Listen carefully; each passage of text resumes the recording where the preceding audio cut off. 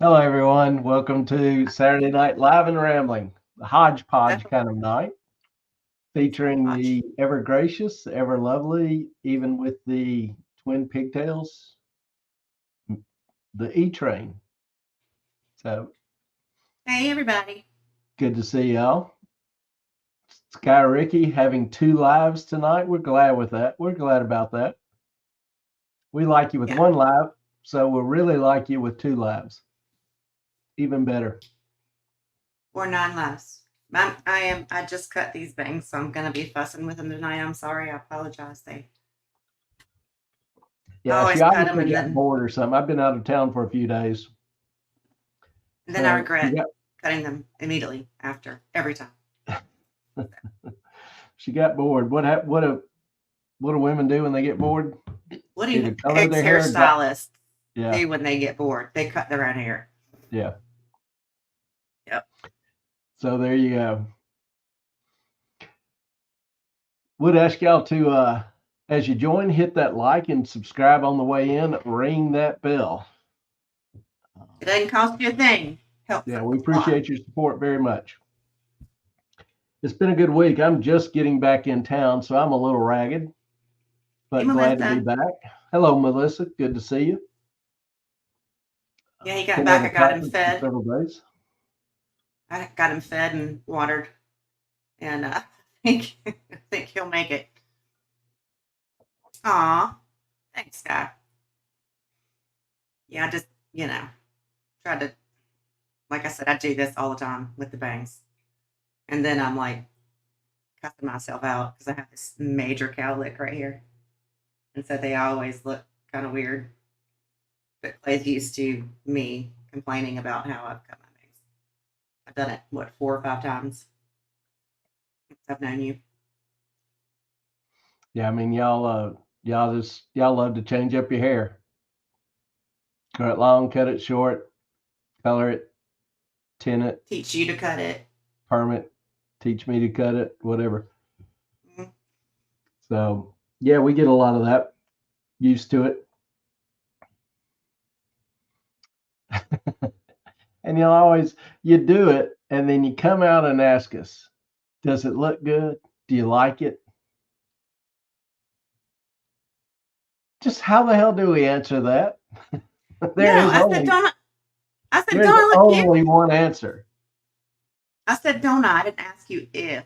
I said, don't I look cute? You started laughing. Yeah, it's like, you ask, do these pants make my butt look fat? How the hell are we supposed to answer those kind of questions? Honestly, the truth is always the best. But don't do what an ex salesman of mine said to his wife. He said, I'm not going to say their names, but I'll say his. Yep. Scott came. He was like, I don't understand. He was like, I asked my wife last night.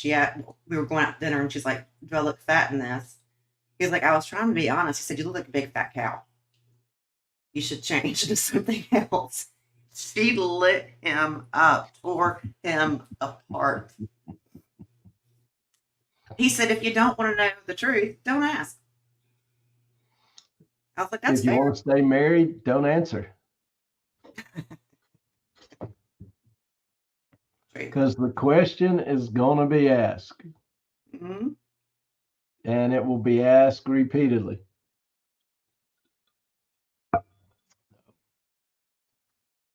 Yeah, glad to be with y'all. It was like I said, I was at a academic conference for the last few days, half a week.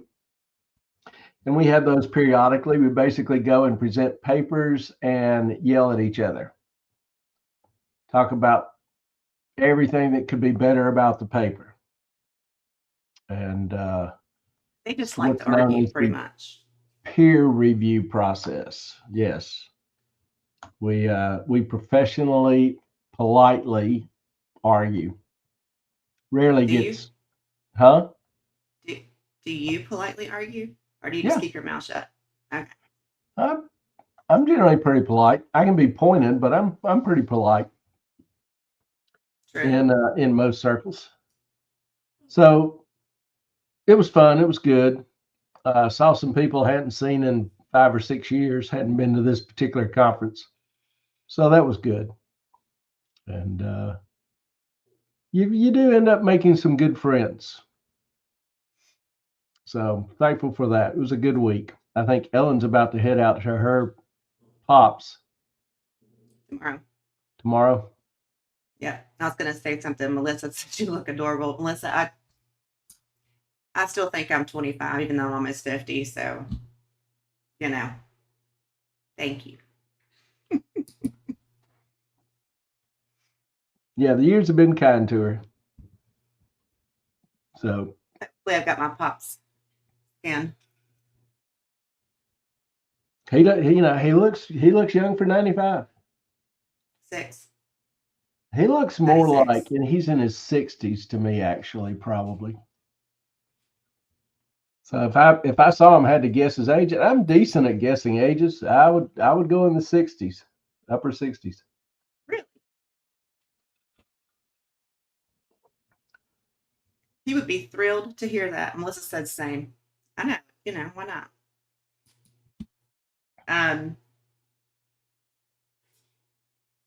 Yeah, but I'll be going up there tomorrow to handle a few more things. Always a few things. Always a few things.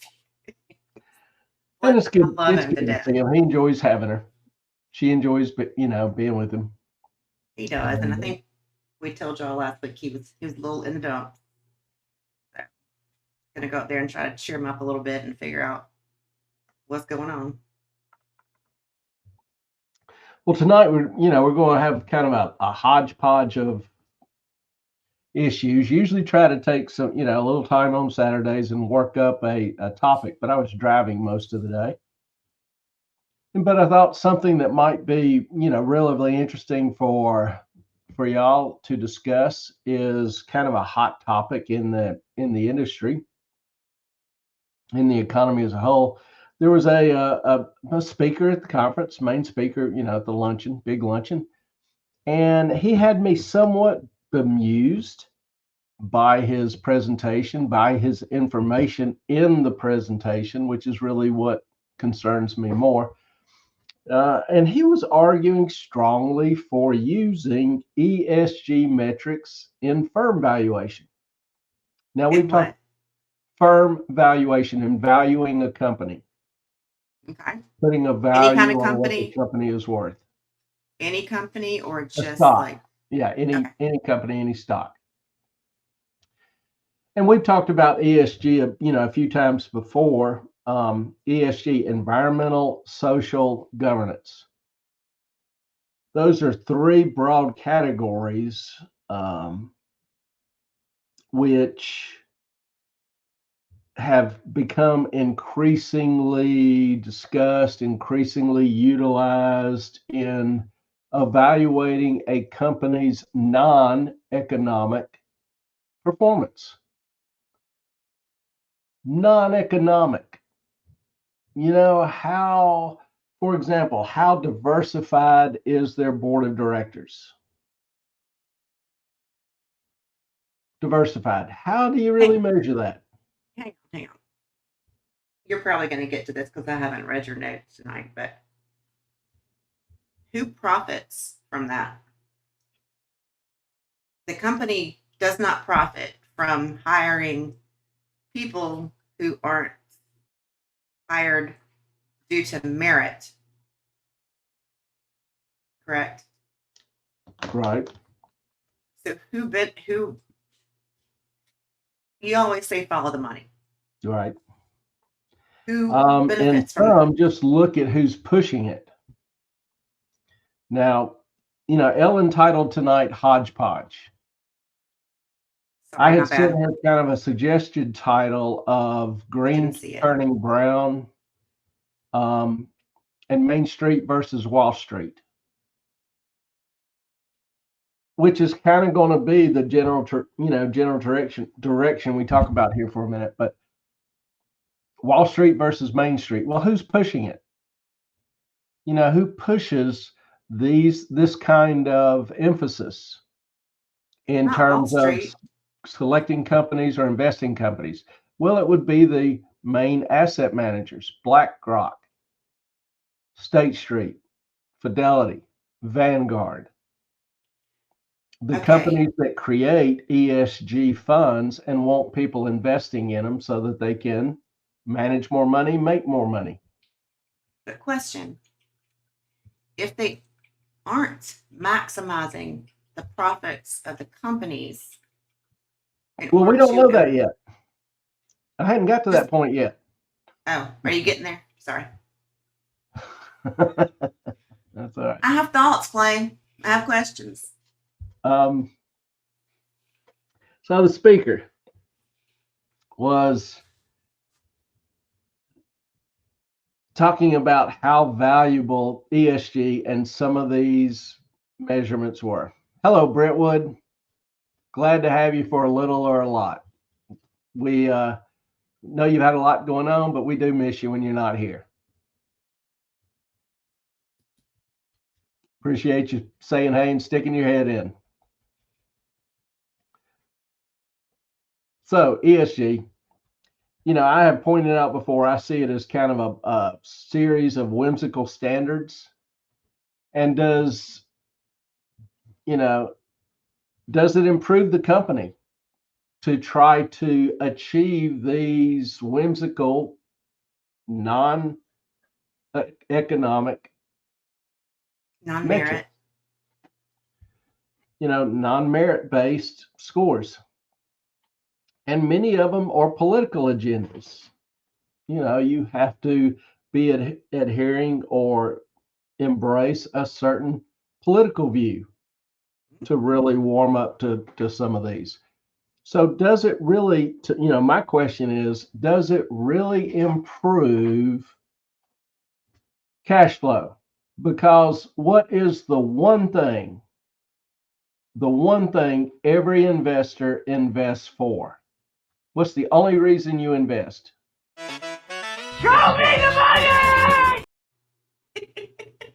To make the money. Show me the money. Mm-hmm. Show me the money. It's the only reason people invest. So does ESG help? Now, this guy was making the argument that yes, it does. And he was talking about how ESG stocks, ESG funds, whatever, have performed well versus the average, outperformed the average for the period he focused on was generally 20 to 22, but he would have some data going back 5 years before that. So my contention is ultimately that ESG actually results in lower cash flow, lower stock value. Now, admittedly, some ESG supporters would choke on that. And they would point out to the performance like this guy did of ESG stocks and funds since, some time period. Which is kind of interesting to me when they focus particularly on a few year period. Now, I am, let me state this. I'm a researcher by trade and training. I have my PhD, which is a research degree. That's really what you study is research methodology. And I'm modestly good at understanding the nature of data, particularly time series data or pooled data or cross-sectional data. Now, let me save you the question because most of you are probably wondering, what the hell are those? Okay. Derivatives? Huh? Derivatives? I know you do No, those too. data. It's just raw data. You have a block of data. Right. And it'll be usually either one of the three: time series, cross-sectional, or panel data, pool data, panel data, whatever you want to call it. And they each have their own unique nature, and they each have their own unique complications in trying to analyze them. Now, time series data. We call data time series data if you have one entity with repeated observations over time, like a stock with its price daily over the past year.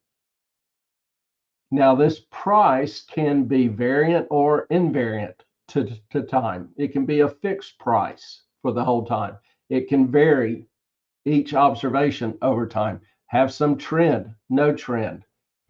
We have all sorts of different ways of modeling and projecting and analyzing that. Won't go into all that. Do you Time look at series. do you look at what is going when you I'm sorry, I'm going off the rails a little bit.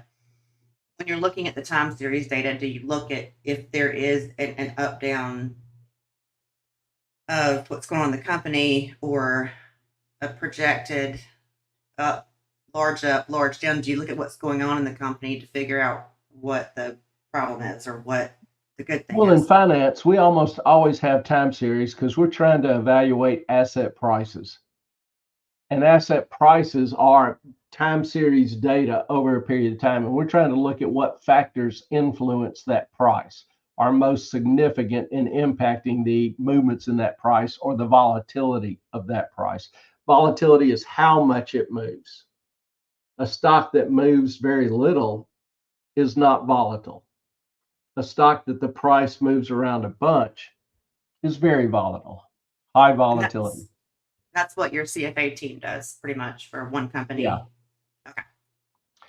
Cross-sectional data is data taken at one point in time, like looking at company's balance sheet at the end of the year. So you take one slice of data and are looking at that. Now you may have hundreds of companies, thousands of companies, and look at their balance sheet data at the end of the year versus the previous year, whatever. And then pooled or panel data is a combination of two, a mix of two. Some data is collected at a point in time and some across different time periods. So each one of those has a unique nature that you have to approach differently in terms of analyzing it and correcting some potential errors in your analysis. If you want some cool terms, it's called multicollinearity, endogeneity, He's been driving all day. heteroscedasticity. Yeah, all sorts of these highfalutin kind of names. And it gets a Excuse me. little complicated. Excuse me Pardon? for 1 second. Can you excuse me for 1 second? Okay. Sure. Thank you. Oh, when she says excuse me, she's not kidding. She's just up and gone. So looking at ESG's performance. Okay. Yes, ESG stocks have done well, but that's really not the whole story. There's some problems with that simple analysis. Number one, ESG metrics or ratings are whimsical and they vary from agency to agency. Depends on who's rating them, depends on how they score. Which one do you use? Which preference is better? Don't really have one. Nobody really argues one is better than another. So just due to the wide variety in ratings, I think it's pretty obvious. You can see that there are some significant problems with that analysis. It's this kind of whimsical nature that will have a company like Philip Morris, the largest tobacco company in the world, ranked ahead of Tesla because of what it says or because it has a few more directors with more pigment in their skin or more varying genders than Tesla does. It was funny, this guy during his presentation constantly referred to gender and having more women on the board of directors. And I I really wanted to ask him, can he define a woman? Because you should have. I'm pretty sure if I did, that would have brought the house down. Because it really would have opened up a Pandora's box, but I didn't.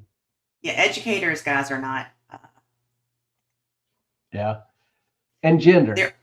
How many genders do you need to have on a board of directors? Do you need to have all 36 or 72, however many there I think there's like 80 something now. Yeah, I don't know the total.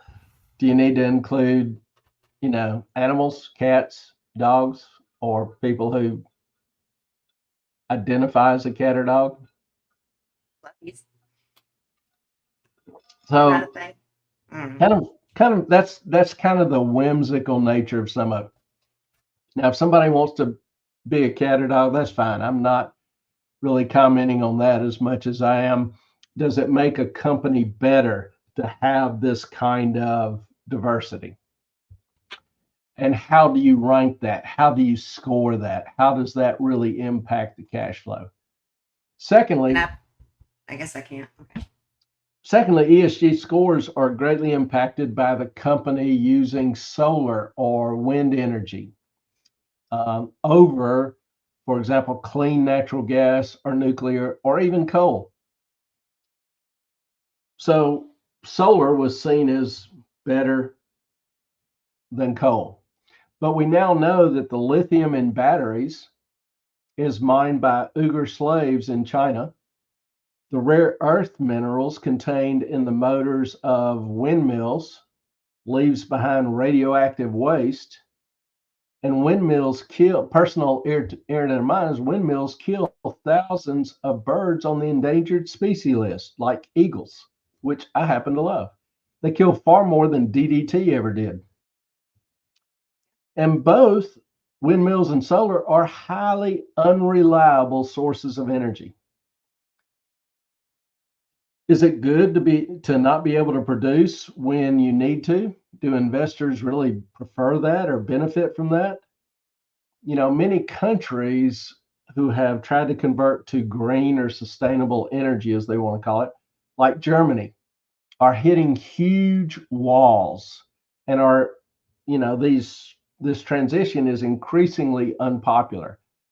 Germany even tore down a windmill park to make way for an expansion of an open pit coal mine, which that would have never happened 2, 3, 5 years ago, 10 years ago. Would have never happened. Let me ask you this, Now, Clay. I'm sorry. no, go ahead. We have all these windmill farms in the ocean, correct? So when the windmills break or hurricane comes through and stuff falls off that windmill into the ocean, how is that not polluting Well, most windmills, everything? once the tax credits run out, become unprofitable, so they're left to decay and rust. Windmills use they use a lot of oil in lubricating the engine. They'll use, if I remember correctly, and this may not be correct, but I believe it's 40 gallons of heavy oil grease a year. In the ocean?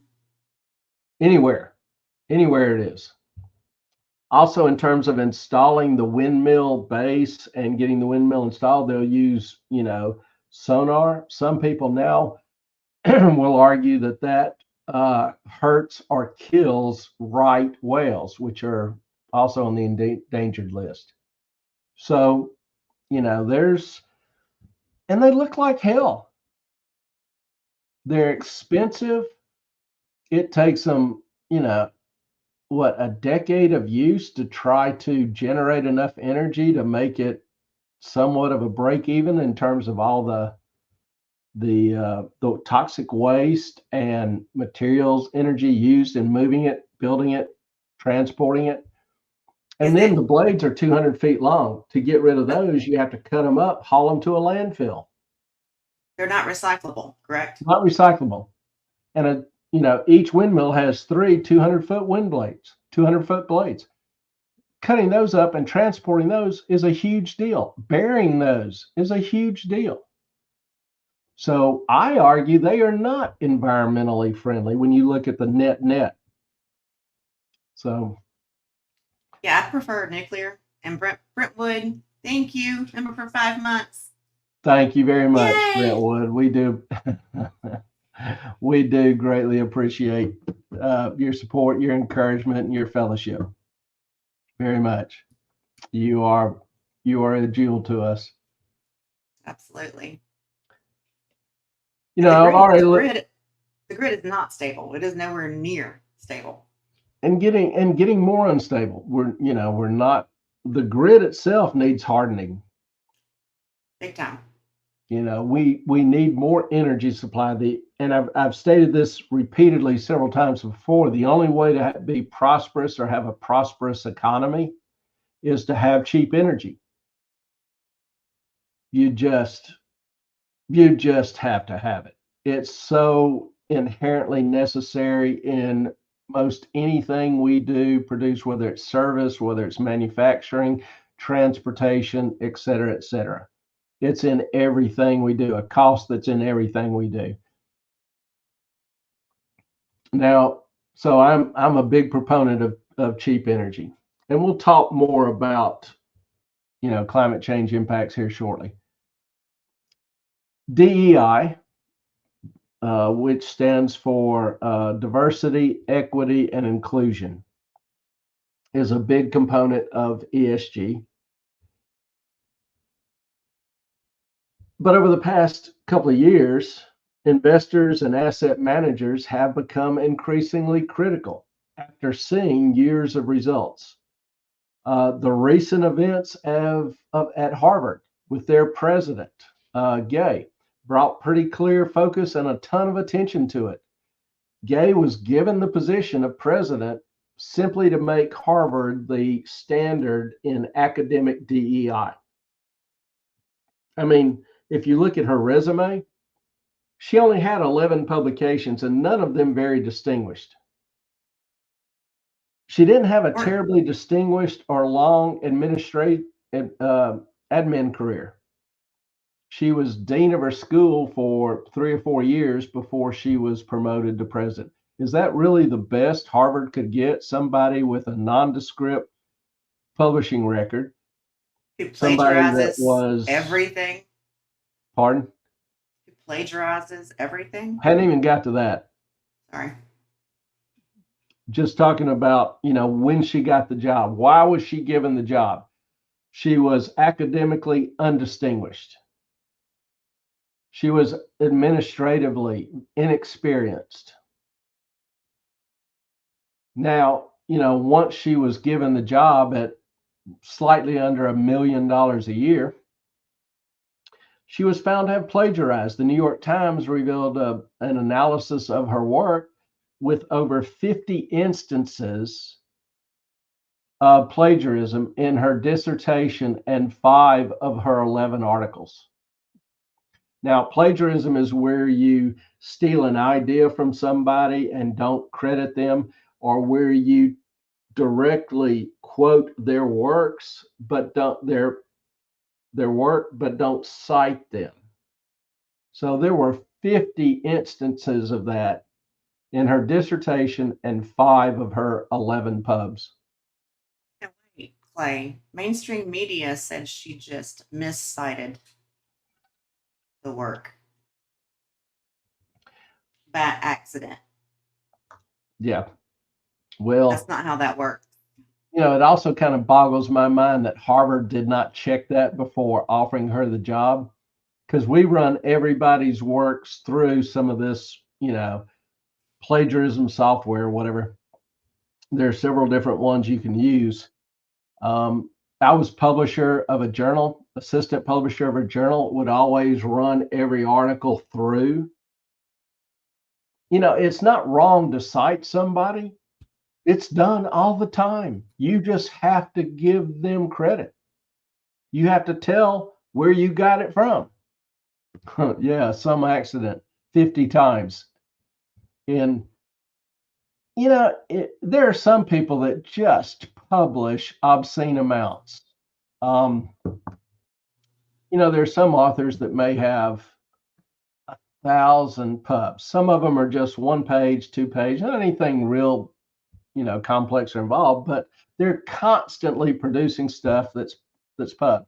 And if somebody had 1,000 articles and had 50 incidences in all those articles where they failed to properly cite somebody, if it was like a small sentence or, phrase or something, or an idea that they're just talking about, okay, I could say, that's probably an accident because this thought was so ingrained in his head, it kind of became his own as he were talking. It's not where he looked at an article and lifted that whole paragraph or sentence and put it in his and then didn't cite it. Yeah, that kind of stuff can happen. But when it's in half your works, when it's extensive, and when it's clear lifting of other people's quotes, that's hard to excuse. That's why she was fired, or she ultimately resigned, but she was going to be fired if she didn't. And she Was called she? it racism. Oh, that's I was Nothing getting to ready to do say with, that. huh? Yeah, because she's black, it's racist. Yeah, Her firing. we always are checking people's work for plagiarism. It just, how Harvard even offered her the job without checking it, at first, I don't know. I don't And know if I'm even allowed to. now, if we have an opening in the department, like we're about to have an opening, so we're going to have to hire somebody. Well, HR is always on our ass. Well, HR strongly encourages us to hire a DEI candidate. Only problem is there are very, very few DEI candidates in finance, PhD, that graduated from a accredited school. And if they are, and they are reasonably good, they're scooped up quickly by larger universities. So we really have almost a zero pool in that regard to choose from, but HR is constantly on our ass. And even when we have somebody that we're identified, HR comes back and goes, "Are you sure there's nobody in the pool you can't interview?" It's crazy. Nothing, no interest in their merits. None whatsoever. So what does Now, that? Okay, I actually have a couple questions, if you don't mind. sure, I nothing remember unanswered. a couple years ago, or maybe it was a year ago, you had a student who barely spoke English. I don't know if you remember this or not. And this student turned in a paper that was perfect.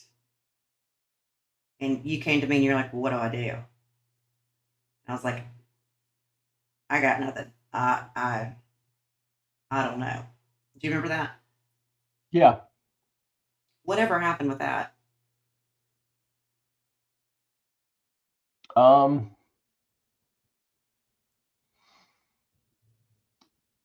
Pulled him in and asked him some questions about the paper. Mm-hmm.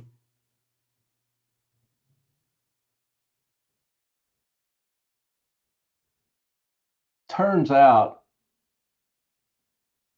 they, in the best English that they can muster, I believe, that they did kind of know the paper. So what they had done was write it in their native language, put it through an English translator, and then had a somebody to help them clean up the English, Gotcha. and that's allowed. Gotcha. So, but I had it's hard to and shouldn't be done to accuse a student of plagiarism or having somebody else write their paper if you can't prove it, because it'll ruin their life and career and ruin yours if you can't prove it. yeah. And that's kind of what you were So expressing to me at the time. And I was just like, I don't know how to handle it. yeah, it's not a fun event, not at all. But in terms of looking at DEI, there have been surveys and articles showing Hang many. on. I had another question. Oh, okay. Well, I ask said I it. had two. How does the DEI hiring, especially in the finance department, help UNCW? Because it moves us up higher on the DEI rankings. But who looks at that? Next question. Academics. I Why? mean, where does most of this stuff originate? Academics, Okay. academia, Yeah. the Next question. administration of education. What's the next question? That's it. Okay.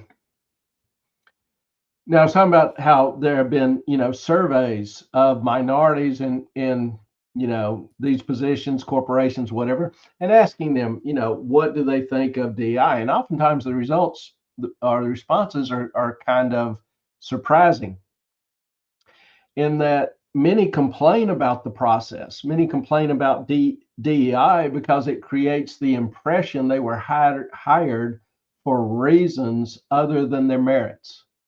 It implies they're inferior, and they resent that. Yeah, they do. And it's an implication. Nobody comes out and says it, obviously, but they, at least in their own mind, they feel that it's an implication. And does it really, there's zero evidence, but does it really improve a company to hire someone because they have slightly more pigment in their skin? It simply boils down to racism, and you don't eliminate racism by being racist. Many DEI managers or groups also ignore other minorities. For example, Stanford, well-known, much-loved university, their DEI group stated that victims of anti-Semitism and Jew hatred did not merit the attention of the DEI group because Jews were considered to be a privileged group. They are like the tiniest little percentage of the world. And probably one of the most persecuted. I mean, does the Holocaust ring a bell? Ding ding. So, and some of the anti-Semitism is violent. It's not just pro-Nazi or whatever. River to the sea means get rid of all the Jews. Yeah. But the DEI, the diversity, the equity, the inclusion group decided that Jews didn't deserve protection because they were considered a privileged group. So again, whimsical standards. I always refer to whimsical application of whimsical standards. Does this approach make sense? I mean, honestly, a question does about it that. unify? Pardon? I was going to ask a question about that. Seeing as I'm assuming Caucasians are the largest ethnic group in America, is that correct? For now.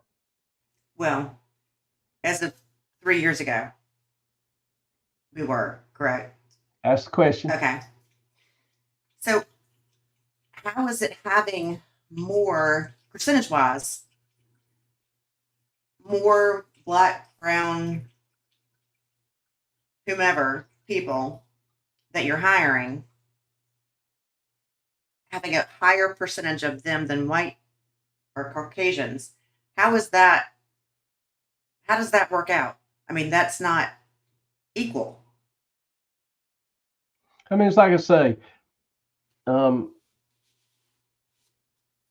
making hires, promotions, judging people according to their race is racism.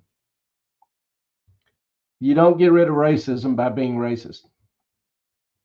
Susan, joining very late. So glad that you're both still here for all of your viewers. That's just very kind. Thank you. It's good to see you. Good to see you, Susan. You haven't made joining live in a while. So, to me, this approach just doesn't intuitively make a lot of sense. It doesn't unify people, but it divides them into more cliques, more subgroups, which they can then use that as an opportunity to magnify their differences with others. America used to be known as a melting pot. We were all united by a common idea, common ideas. Now we're becoming more and more balkanized. Groups are segmenting into their own little cliques. You've got more and more hostility, more and more anger.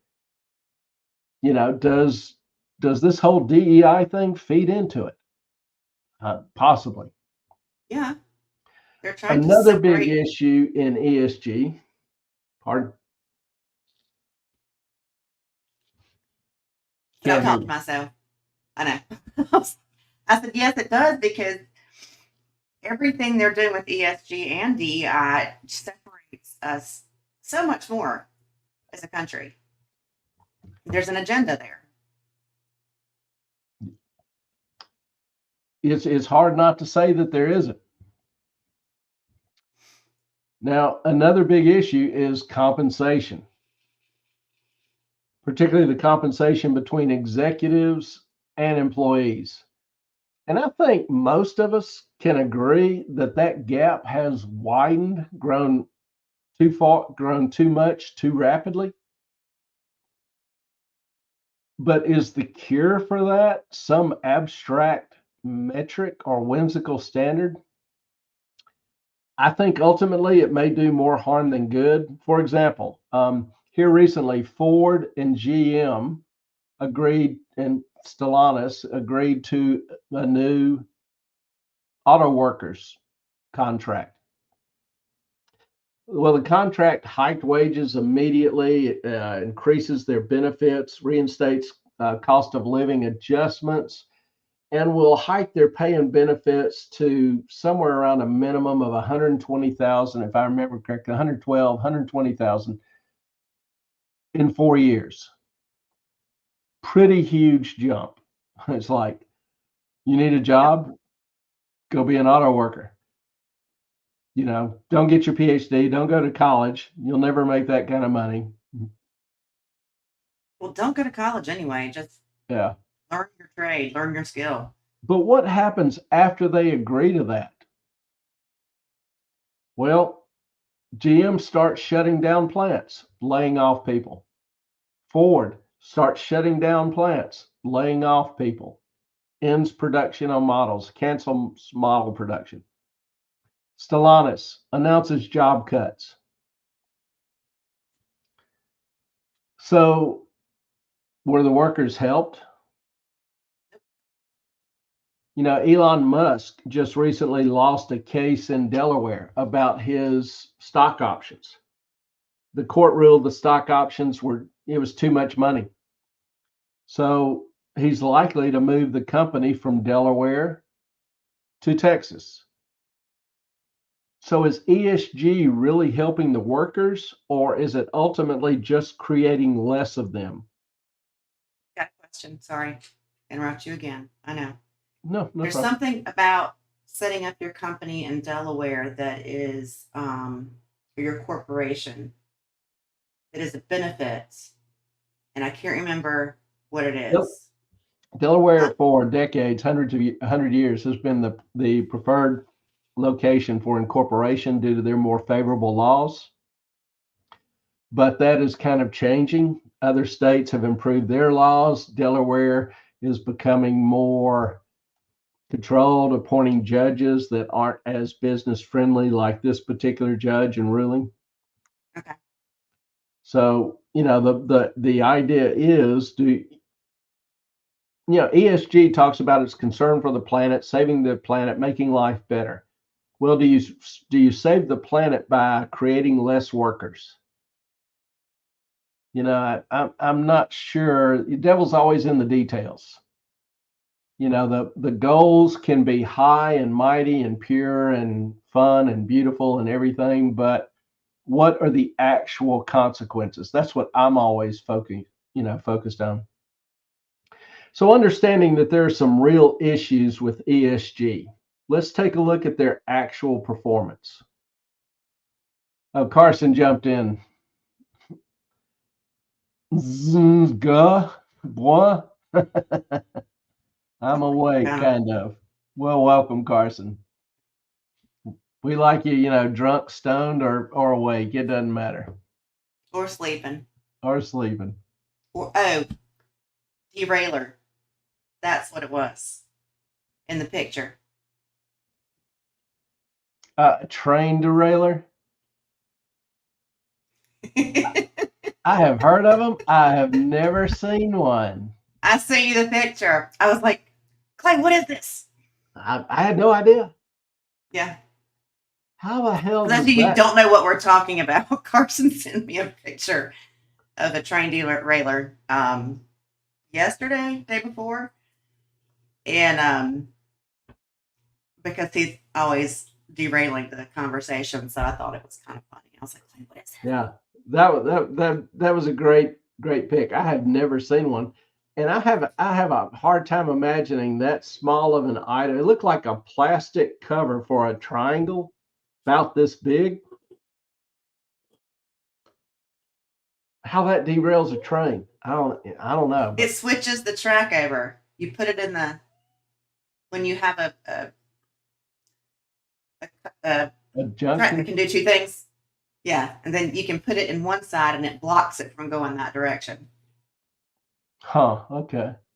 Interesting. At least that's my guess. That's what my head did. That's interesting. But that's pretty cool. Yeah. So real performance of ESG and funds. In a JOF paper a year or two ago, JOF, Journal of Finance.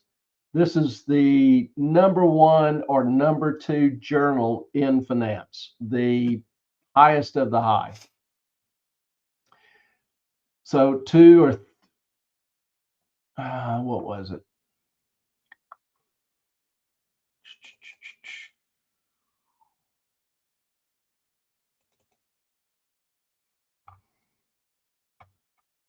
I've actually got it here. Let me just go ahead and throw it up. Hang on. Show me the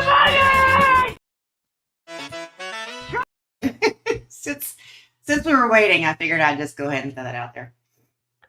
Here it is. Do investors value sustainability? A natural experiment examining ranking and fund flows. Well, I'm not going to go, I'm not going to, take you through the paper individually. I don't want to bore you that bad. Can you make it bigger? I don't know why you would want me to, but yeah, there you go. Because no one can see it. Like I say, where do we get to the good stuff? You go down and you've got table. Oh no. And tables, more numbers. You have to normalize flows, visits, 3 globes, 2, whatever. You're looking at sustainability ratings versus the star ratings. And so they go through and they're doing this analysis of 20,000 mutual funds. They found out that none of the high sustainability funds outperformed the low sustainability funds. So funds that focused on sustainability issues there's not one that outperformed funds that had zero focus on sustainability. So that was kind of interesting. And that result could, maybe be expected. But it's possible that investors would be willing to sacrifice some return in exchange for better ESG performance, let's say. Only problem is when you look at some of the actual data, ESG funds don't really deliver better performance either. Researchers at Columbia and London School of Economics. Actually, that's not that paper, but anyway, I'll leave it up for a second. Researchers at Columbia and London School of Economics compared the ESG record of U.S. companies in 147 ESG fund portfolios versus companies in 2,400 non-ESG portfolios. They found, and this is fascinating to me, they found that the companies in the ESG portfolios had worse compliance records for both labor and environmental rules. So the funds that were supposedly high scoring ESG broke the law more, had worse compliance on labor and environmental rules. They have to because their workers are crap. They're hiring them not based on merit. They also found that companies that added to ESG portfolios did not improve compliance with labor or environmental regulations. So it's kind of a sham. So And my it's not question an again, isolated finding. is why? Who is profiting off of this? Well, hold on, we'll kind of get there. I already Okay. mentioned who is. You know, a recent European corporate governance paper compared the ESG scores of companies that institutional investors invested in that had signed a United Nations Principle of Responsible Investing versus 6,500 that didn't sign it. They did not detect any improvement in ESG scores held by the signers subsequent to their signing. Furthermore, their returns were lower and the risk higher. So the people who said we are ESG compliant, we're going to adhere to it, didn't improve their efforts any over the time of the study, and their returns were lower. Not done yet. According to Harvard Business Review, they ask a question. Why are ESG funds doing so badly? Now, remember, a month or two ago, I talked about how all these ESG funds were shutting down because their performance was so bad. They were losing money. Investors were pulling out. They couldn't operate the fund anymore. ESG funds were shutting down. Well, Harvard asked, the Business Review, I should say, asked, why are they doing so badly? Part of the explanation may simply be that an express focus on ESG is redundant. In competitive labor markets, and I shorten this for you. Managers try to maximize shareholder value, try to improve the stock price. And if they do that, they should pay attention to employee, customer, community, and environmental interest. They should care about their employees. They should care about their customers. They should care about their community. They don't profit if they kill off their community or if they have bad relations with their employees. Things don't usually work out good for them. So companies that are well run inherently pay attention to these kind of issues. Now, the article that I had up. Sorry. Actually, Show it. is not the article I had up. Huh? Here. That one? No, it's not the one I was talking about. It is this one.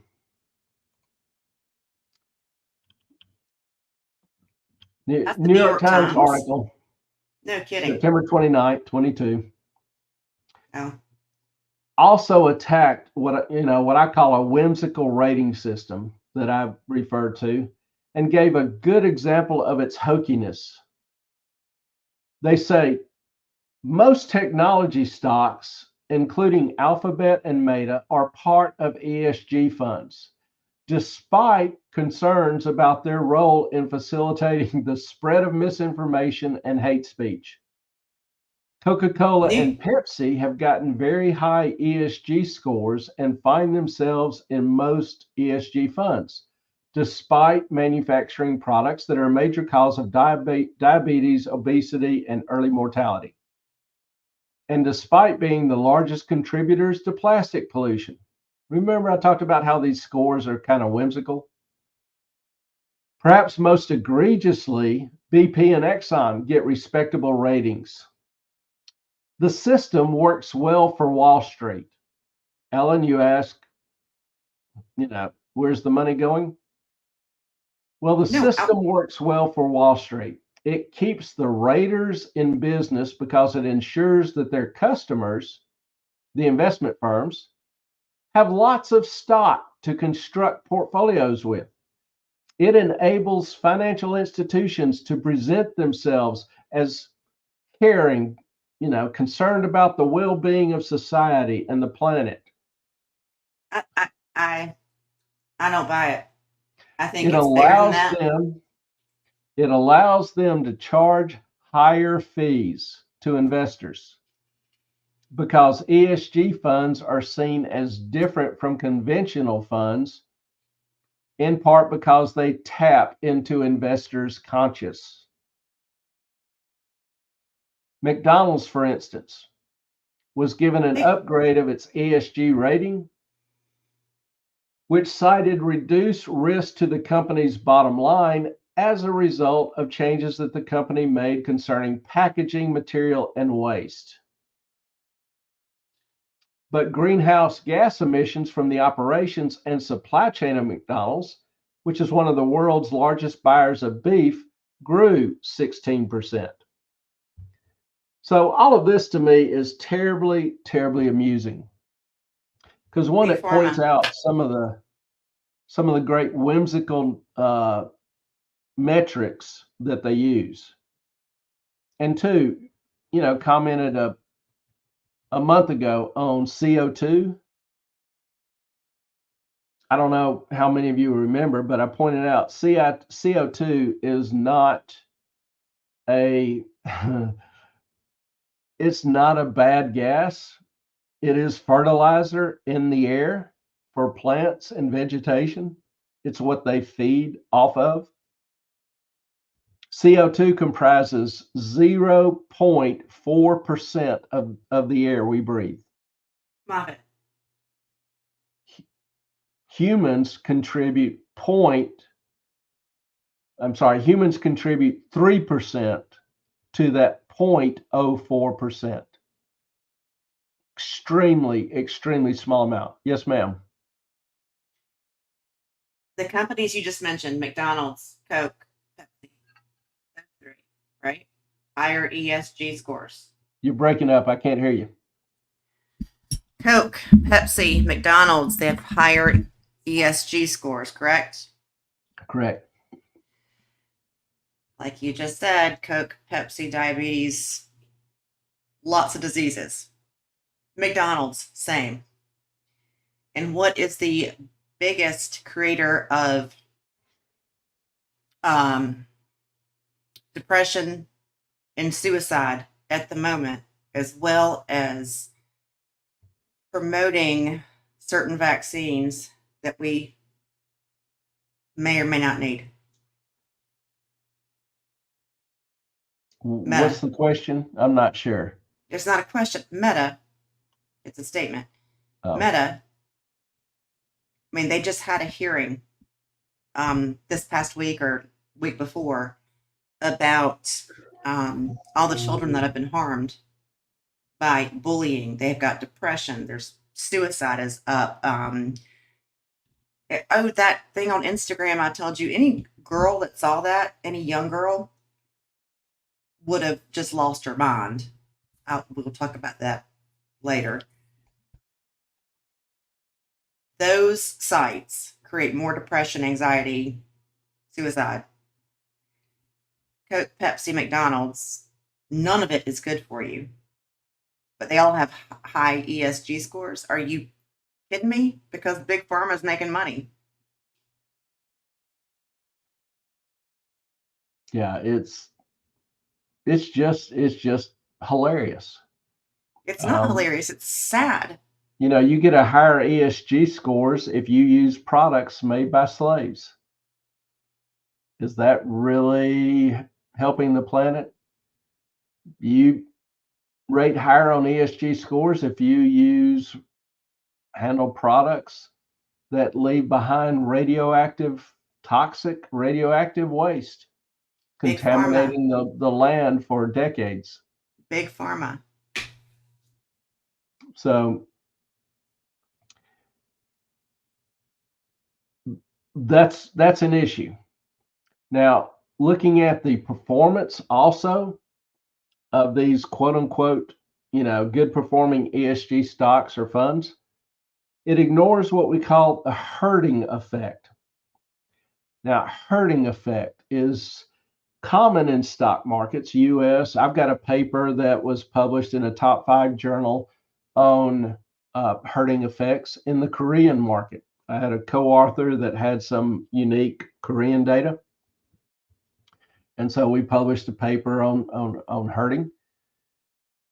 It's not a simple subject, but simply, think of it as kind of a lemmings in investing, following what the institutional investors are doing. Smaller investors following larger investors. So it's like some people will see Warren Buffett make a trade, so they go and try to make the same trade.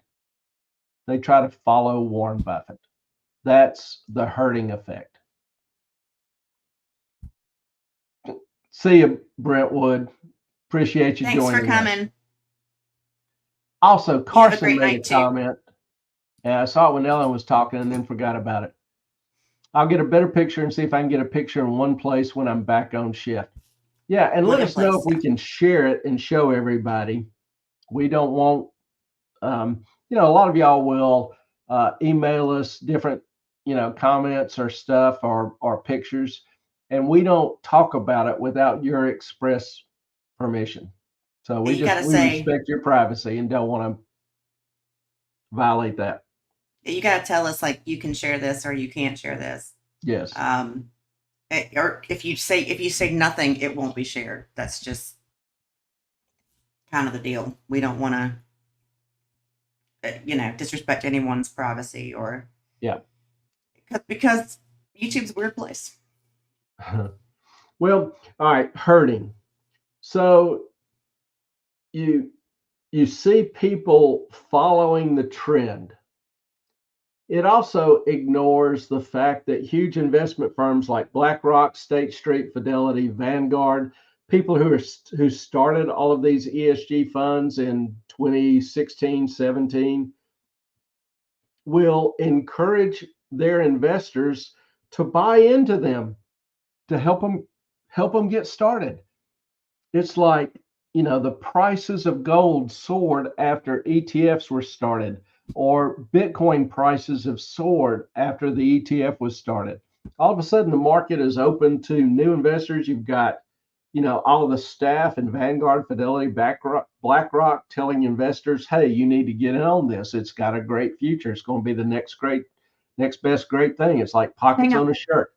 Hang on.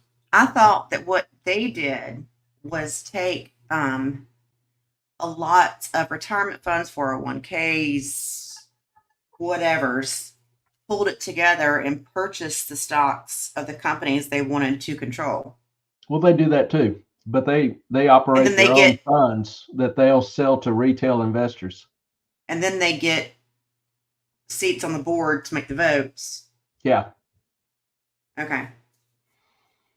Even if their mutual fund buys a stock,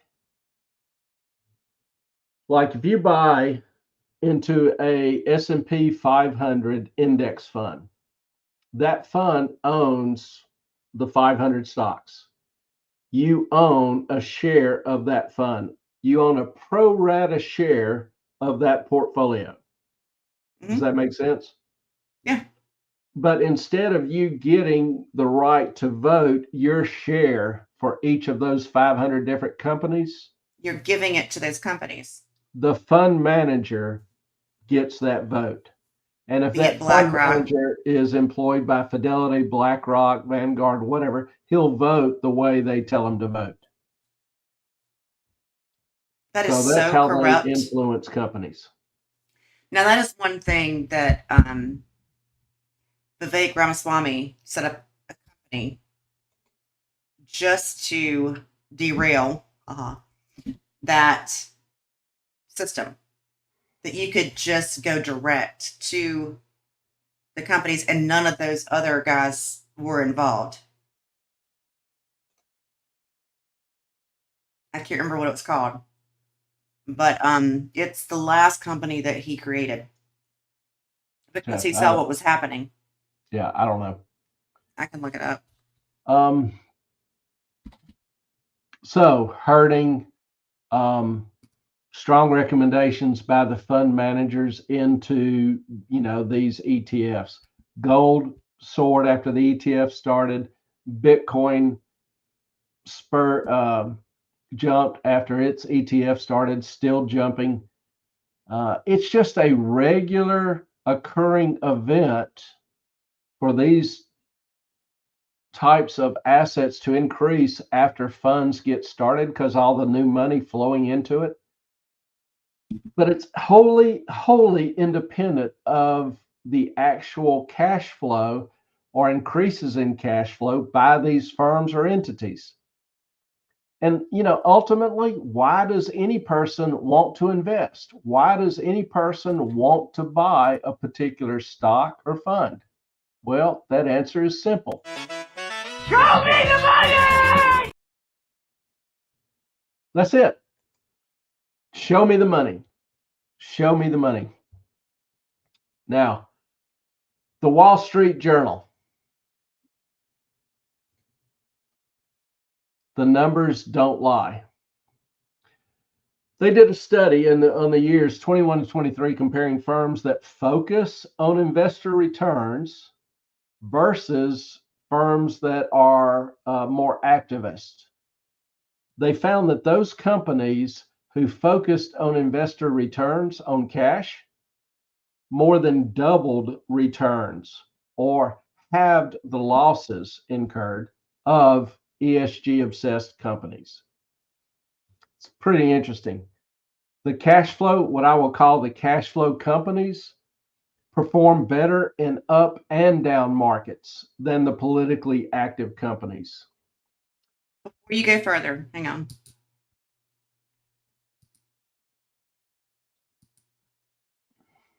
The whole world's waiting. Moffitt.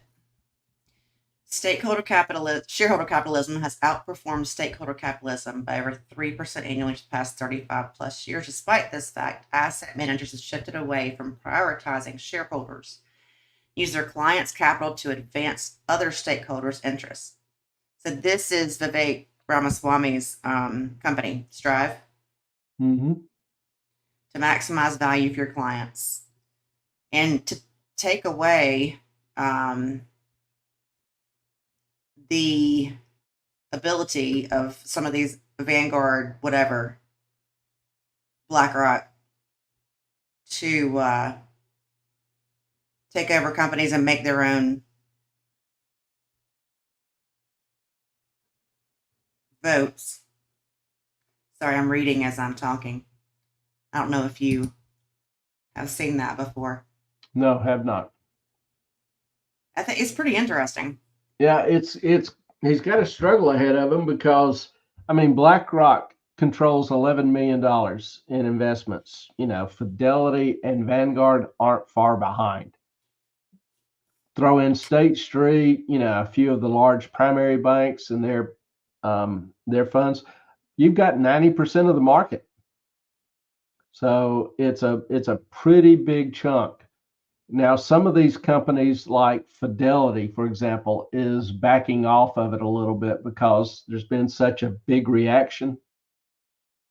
BlackRock has lost $3 trillion in assets under management due to their activism over the past year or two. So that's a pretty huge slap in the face. They probably will tone down some, though. They might just do it more discreetly because they're really dedicated.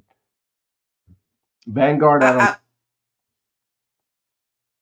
would implore you to take a look at this and give all of us your honest opinion. Okay. When you get a chance to kind of go through it. Is that fair? Yeah, just email it to me and I'll do it. Okay. Fair enough. I'm easy. I know you are. And understand that a lot of this good ESG performance were years in the market when the Fed was dumping tons of free cash, free money through the primaries into the market. This is a period when it's difficult to find a stock that didn't do extremely well. You had poorly run companies, you had zombie companies, all doing well, even though their cash flows sucked. Well, the Fed starts hiking rates, and reality can be a bitch to a lot of people sometimes. And it starts slapping people in the face. And so people are getting more selective with their investments and actually evaluating company performance and cash flows. I believe that's coming back into vogue, where investors care more about cash flows than they do prose and poetry. Show me the money. Also, in this article, Wall Street looked back 10 years instead of just the limited 2-year review. They went ahead and looked back an additional 10 years and found more of the same. This even during ESG's heyday. Neutral companies that just focused on cash flow and not on some form of activism, and that could be on either side of the street, but neutral companies that just tried to run their firm and focus on cash flow, focus on shareholder returns, their return over this 10-year period was 334%. This compares to 230% in the market, even while BlackRock, State Street, Fidelity, Vanguard were all pushing their ESG offerings. So the data shows consistently that companies that focus on profits rather than something else outperform companies. That's why I say running a company is difficult as it is. Focusing on improving cash flow should be the obsession of management, not non-cash issues. Bottom line, for you as an investor, hype rarely leads to long-term profits. Hype usually is concealing something rather than enlightening. Wall Street hype rarely works in your best interest. And I could go through and name hundreds of different scams and promotions and things that Wall Street, were excited about for a little while that ended up crashing. Pump and dump is legendary. Well, So at Wall the very Street wants least, you to invest in whatever's going to make them the most money. I just don't think that Wall Street is the end game with any of this.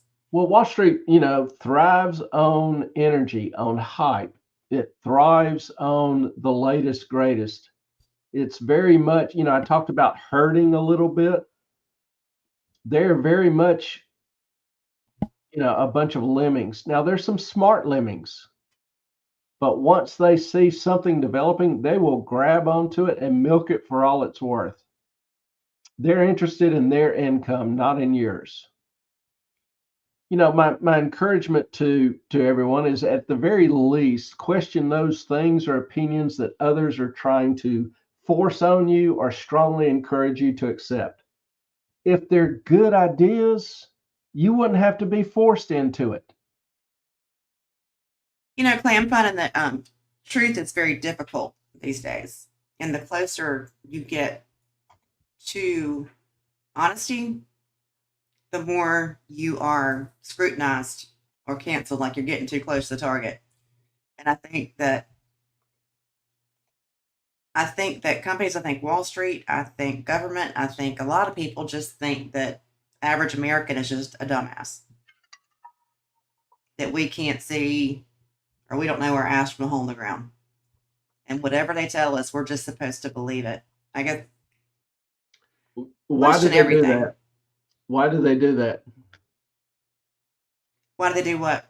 Why do they believe that? That we're stupid? Yeah, and do what we're told. Because a lot of people do. Don't be that idiot.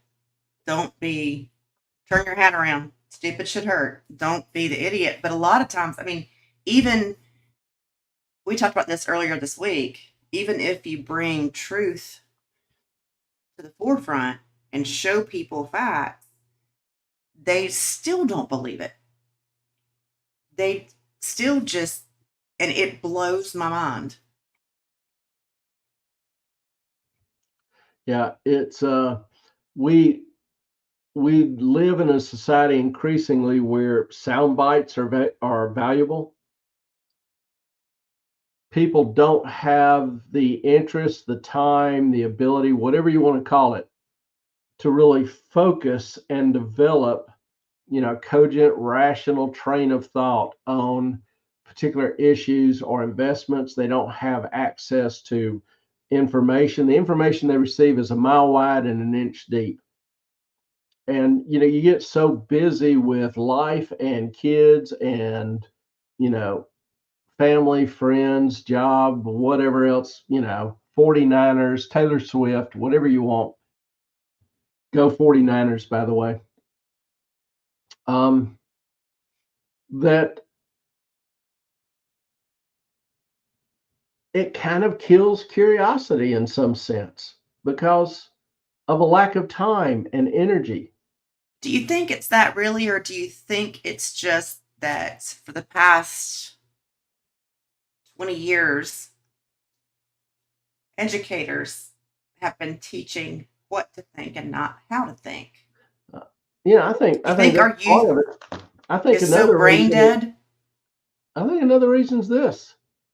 Well, I think that's it's one and the same. I mean, they get the same information from their phone that they get from their educators. Of course, not But you, but you but don't get the same information from the phone and educators today that you did from educating and studying 50 years ago, 100 years ago. or even when I was in school, it's Yeah. not the same. Um, I You know, have we to would blame. Hmm? we would have to go and spend hours in the library going through the damn little index cards Oh yeah, the and Dewey going Decimal and seeing System. if the book was available. If the book wasn't available, you had to go back through the index cards, find something else. Yep. Um, Kids don't know what that kind of joy and fun and excitement is like. You had to go find things. You had to seek it out yourself. You actually had to It wasn't. read. Yeah, I think Kids Dewey today don't Decimal read. System. That well, they read text messages. They don't read. No, they don't. So, there's obviously, a number of underlying issues. We can't solve all that, but the idea for people is, you know, if somebody is trying to strongly encourage you to do something quickly, it's probably not in your best interest because they realize if you have time to think about it, you won't want to do it. And if, just keep in mind, if they're good ideas, you wouldn't have to be forced to do it. If Or they're you wouldn't good have to be ideas, manipulated into doing it. yep. So, Hodgepodge, we've And we've rambled. we've read. We're going to continue. You know, Next up is China's collapse. I had somebody Again? tell me a couple weeks ago that China wasn't collapsing. I just couldn't say anything. wasn't worth the time. Is it though? Well, By here's a picture of design, their stock market collapsing. from basically 1985, I think, Hmm. 87. So it's a little bit on a condensed scale, but basically here you see it at around 32, 33,000. It's now half of that. Okay. And that's in 5 years. Okay, I have a question for you then. We'll just Can you ask the bring up question. can you bring up the same one for the US? No, I'm going to talk about China for a minute. I don't have the US's Why not? because I'm talking about China. I just want to compare them. You know me. I want All right. all the details. They're all the main detail is that China's current stock market has fallen to levels not seen since 1997. And we know you think it's designed. Now, obviously, China has been a cash vacuum for 20 years. But right now, investors can't pull their money out fast enough.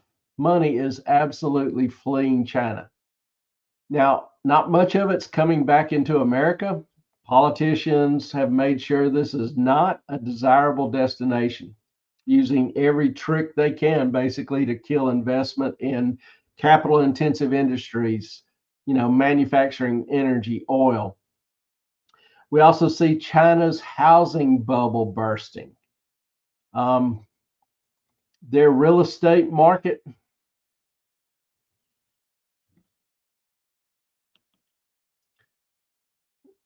basically fell 81% between 21 and 22. Rose a little bit, but has fallen since another 64%. So this, remember, several months ago, I was talking about a dead cat bounce. That's it. Here's a good example. You see periods where it jumps back up. And here it made a decent jump, but that's just a dead cat bounce.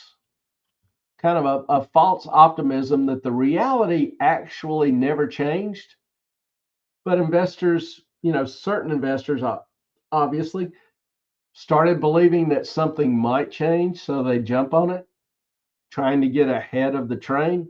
Well, reality hits them and boom, dead cat bounce. We see that a lot in declining markets. Shit, Clay, I forgot. Sorry.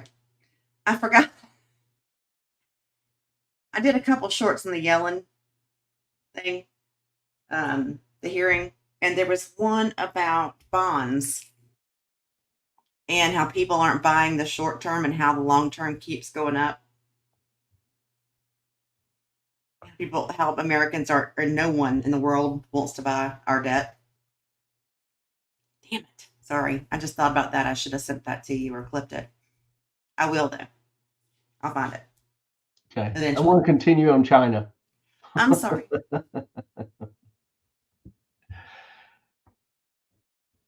So, every major Chinese real estate firm is bankrupt.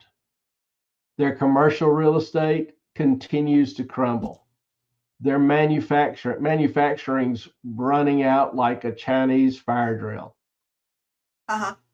The more Xi turns to communism, the more private equity flees, the more Chinese money flees, and the more the brain drain increases. Now, we talked about last week, as Ellen alluded to, was this an intentional destruction of power for Xi's own benefit? I mean, the Hang Seng is down 25% this year. It's down 44% over 5 years. If you look at the numbers, 44% over 5 years. This isn't a short-term event. So is it intentional? Well, again, that question is kind of begged. Now, rambling on. Our coffee before the session and Whoops. I heard it. Didn't see it. Did you? I could hear it. I could hear it, but I couldn't see it. I don't know if it's my microphone or not, so I'm restarting it just to be safe because we all love When we can't hear and can see. And we're We all clueless in the love dark. StreamYard's ability to transition between videos. And I'll be right back. I'll be listening. I'll be right back. All right. Now, this comes under the personal piss me off list. I think everybody has a modicum of understanding that I am not a fan of the WEF or the Great Reset. Well, then this guy, I see this video that pops up. and you raised the coffee example. I'd love just to give you the chance to expand on that. Basically, the coffee that we all drink emits between 15 and 20 tons of CO2 per ton of coffee. So we should all know that this is every time we drink coffee, we are basically putting CO2 into the atmosphere. The other, and one of the reasons is because most of the coffee plantation, or most of the coffee is produced through monoculture. And monoculture is also affected by climate change.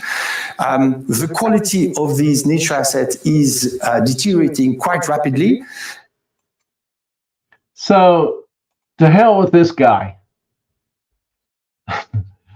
Guys in Davos.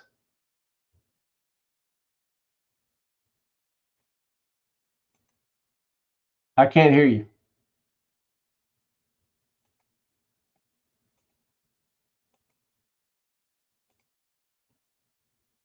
Your mic's muted.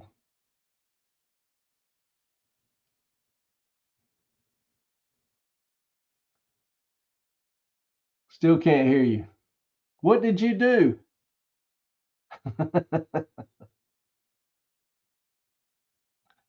All right, we have no idea what Ellen has done, but I think she's coming down here. Anyway, guy starts messing with my coffee, to hell with him, okay? And again, it's that stupid CO2 argument. CO2 is a fertilizer. There is no mechanism ever proposed that shows CO2 causes or contributes to global warming. Again, CO2, 0.3% of the air we breathe. We contribute 3% to that. So extremely small percentage. It's a fertilizer. If it falls below 0.2%, vegetation dies. No, he said, I can't do the echo. Every time you drink coffee, it gets released. I'm like, no, it's growing. Yeah. It's the whatever. Hi, Carson. I know, Elaine, your mic. I don't know why. Just sometimes I got to restart my computer. I just rather come down here. It's so much easier. So I'll be right back. Please God, go away. No. Now, we see a lot of, and we talk a lot about climate change and some of the euphoria and, excitement around it. And, I thought, where does this all come from? So just for the fun of it, does anybody know where most of this environmental concern, fear, whatever came from? It came from a guy by the name of Dennis Meadows, who authored a book in 1972 called The Limits to Growth. So I'm going to play a video for a minute or two of an interview with Mr. Meadows discussing his work. So he makes some interesting and fascinating comments. Here he is, Dennis Meadows. In one way or another, we are so far, globally, we are so far above the population and the consumption levels which can be supported by this planet that I know in one way or another it's going to come back down. So I don't hope to avoid that. I hope that it can occur in a civil way. I mean civil in a special way. Peaceful. Peace doesn't mean that everybody's happy, but it means that conflict isn't solved through violence, through force, but rather in other ways. And so that's what I hope for. That we can, the planet can support something like 1 billion people. Not fair on myself. Maybe 2 billion, depending on how much liberty and how much material consumption you want to have. If you want more liberty and more consumption, you have to have fewer people. And conversely, you can have more people. We could even have 8 or 9 billion probably if we have a very strong dictatorship, which is smart. Unfortunately, you never have smart dictatorships. They're always stupid. So, but if you had a smart dictatorship and a low standard of living, you can have it. But we want to have freedom and we want to have a high sentence. So we're going to have 1 billion people. And we're now at 7, so we have to get back down. I hope that this can be slow, relatively slow, and that it can be done in a way which is relatively equal, so that people share the experience and you don't have a few rich, trying to force everybody else to deal with it. So those are Cat, real quick. Okay. So you got Dennis Meadows. He's a scientist. I forget what his particular discipline is, but he's talking about he hopes. Okay, remember he said that the planet can support something like 1 billion people, maybe 2 billion, depending on how much liberty and how much material consumption you want to have. If you want more liberty and more consumption, you have to have fewer people. And conversely, you can have more people. I mean, we could have 8 or 9 billion, but it would have to be a very strong dictatorship. So basically, what this guy is advocating is depopulation, about an 87% reduction from today's population. He wants that to occur in a civil way. Okay, so if any of y'all have a method for getting rid of 7 billion people in a civil way, you let this guy know. You'd make his day.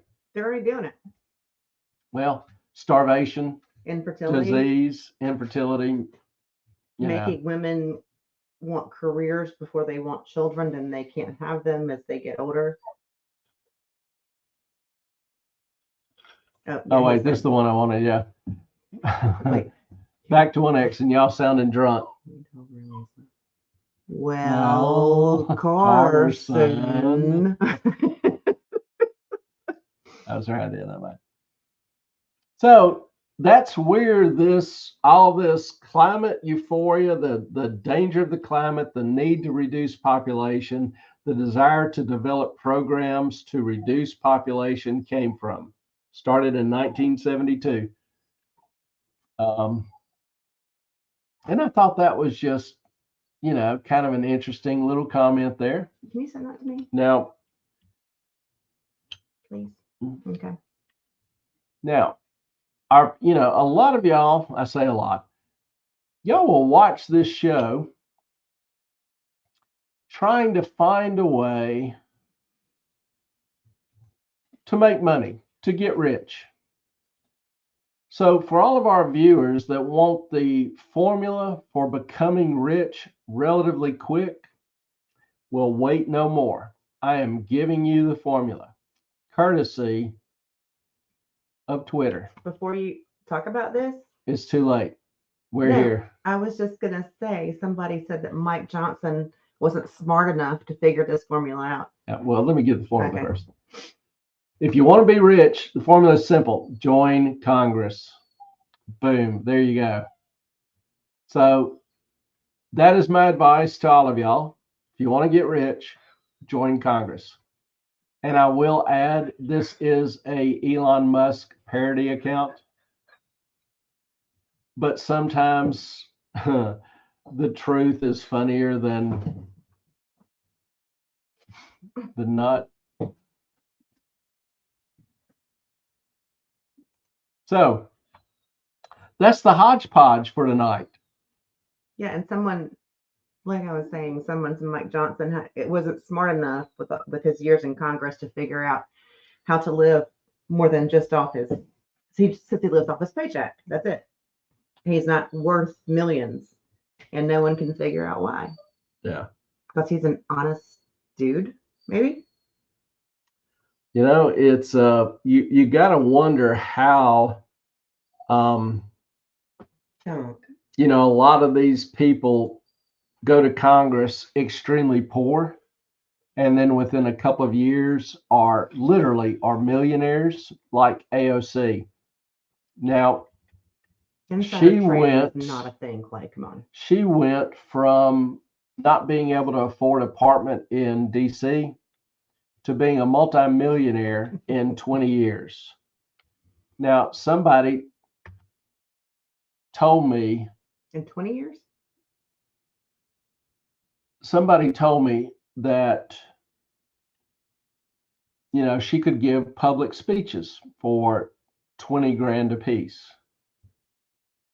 Well, that means that she would have to give and be paid $20,000 to give 50 speeches in 2 years. That's 25 a year. That's 2 a month.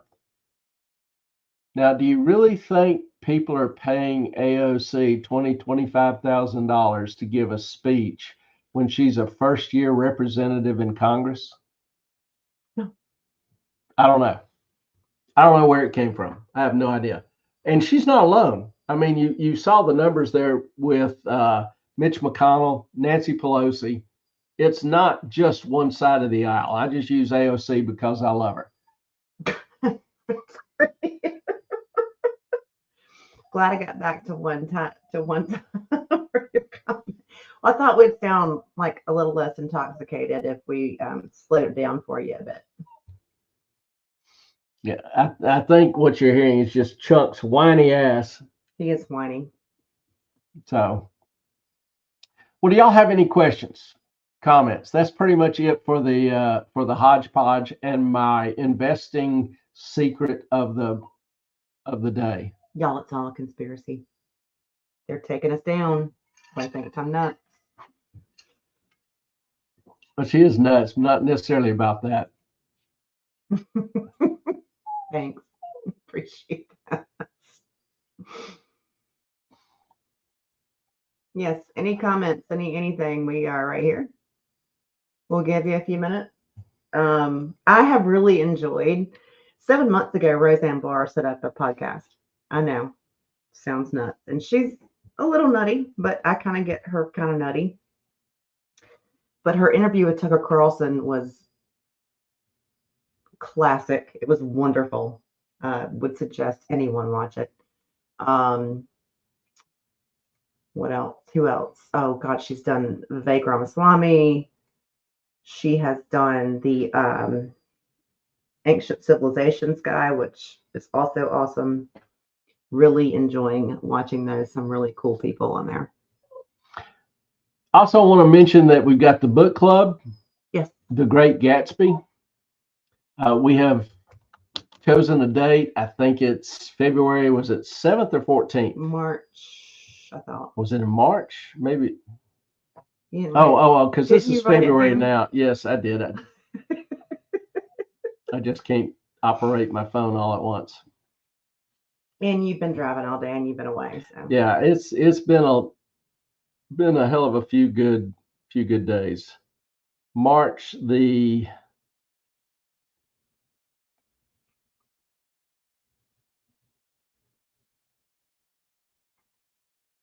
well, maybe I didn't save it. I thought it was the 5th. Anybody remember? Anyone? 5th or the 12th. I think we decided on the 12th. We can get back and look at the comments. Yeah. So we will post that. And we do this on Zoom and you guys have to show up. Or this will probably be the last one. Not that we don't love Well, y'all, but Yeah, we want you to show up. If if it's not something y'all want to do or you're not interested in, that's fine. Yeah. We started up because we thought it'd be a good idea, a good time for fellowship, kind of, help people read books, encourage some good discussion. So if that's something you want to do, then join us. We'll figure out the time, get clear on the time, and look forward to seeing you. Melissa. thank you, Melissa. Book club is awesome. Get my mouse to work here. Book club is awesome. I wish I could blow that up and put that across the whole screen. Yes. So We think so. I mean, we thought it would be a good idea just to kind of do something off of YouTube that we can just have a discussion and talk to each other without, if you don't want to show your face, you don't have to. And we can just discuss a book that you guys picked. we do it on Zoom. It's quick. It's easy. The book Great Gatsby is not a long book. It's a classic work, greatly influential. This is one copy of it. It's tiny. I mean, it's got little writing, but not a ton of pages. Yeah, here. it's 40, 45 pages, something like that. So it's not bad at all. See, Clay's trying to play with my mind here going, it's not long. You just have to wear a magnifying glass to read it. You can read. You can read it. You could easily read a page in a minute or two. Yeah, it's not a long book. So you're looking at 45 minutes for the whole book, 2 hours max for the whole book. This is not a problem. Yeah, and I read it when I was in high school. Yeah. So get your ass up, get a copy of The Great Gatsby. You can find it for free out there if you want, or I think I bought that one for $3 off of Amazon. Kindle has it for free. Kindle has it for free. Yeah. And then the Guggenheim, I think, also has it. So y'all come. Y'all join us. We look forward to it. Because we like doing it. We think it's Yeah. fun to interact with y'all in a different way. Yeah. You know, just to have a little more community and a little more conversation and, you know, be able to express thoughts without y'all typing everything out and just talk. So join us if you want to. We'd love to have you. Please. Doesn't seem like we've got many more questions. Maybe that's what we need to start doing, is having people dress up in character. It would be you and I having to do it. Yeah. Yeah. I can do pin girls. I actually did someone's hair. I have a picture of it. They went to a Great Gatsby party when I first started doing hair. It's kind of cool. Oh, sorry. Yeah. That would make it more interesting. But if we start getting some more interest, maybe we'll, you know, talk to folks and see about adding that. So anyway, we just wanted to, you know, have fun with y'all. And we will do recipes at some point. We just have to figure out how to work it all in. Yeah. And right now we don't really seem to have the demand for it.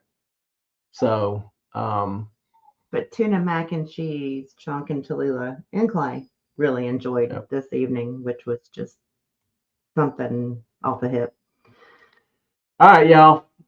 That's it for tonight. Want to just thank you for being here. Enjoyed, you know, spending the time with you.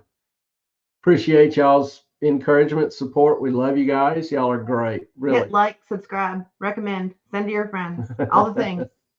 Melissa, just thinking about the cooking episodes. We got to do it. Yeah. Yeah, we want to do it, but it's challenging to set up with several different cameras, you know, in the kitchen. And, you know, like I say, the book club hadn't generated to date a whole lot of enthusiasm. So first things first. And if there's interest in y'all, we'd love to do it. We'll figure, you know, the technical details out because we are professionals. We try. Yeah. But we love you guys. Y'all are great. We love you. And thanks for joining us. Please, if you just chimed in here near the end, hit the like, subscribe, you know, share. The Quan buttons, the share. Notifications, all the And things. we're here on Tuesday nights also for Q&A. That's really kind of your time to ask questions or talk about random subjects, which we kind of do on Saturday nights as well. So, or tell us you hate us, or tell us you love us, or whatever. Look forward to seeing y'all again. Blessings to you. Y'all have a good night. Have a great night. Bye-bye.